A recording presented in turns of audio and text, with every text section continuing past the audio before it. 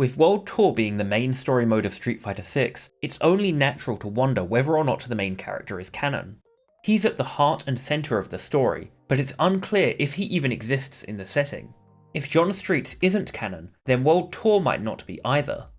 With his ability to quickly master other characters' strongest moves, it's hard to believe he could exist in the story. Some people have theorised that he may be an iteration of Seth. It's also possible that he's using a more advanced version of the copying technology used by 11 and 12. Whether through shapeshifting or the tandem engine, there's at least an argument that John Streets could be canon, so let's look a little deeper.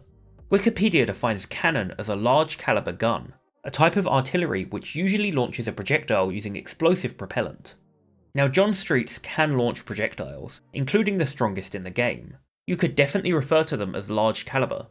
Maybe calling him a gun or artillery is overkill, but he definitely would make a powerful weapon. There doesn't appear to be any evidence either way about whether he uses an explosive propellant.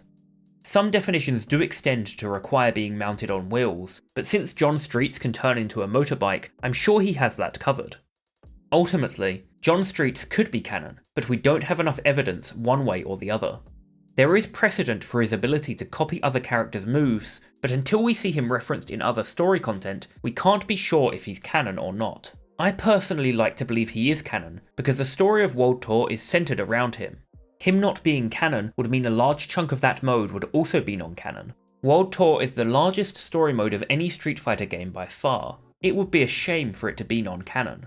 Thanks for watching. I'll make a real video soon.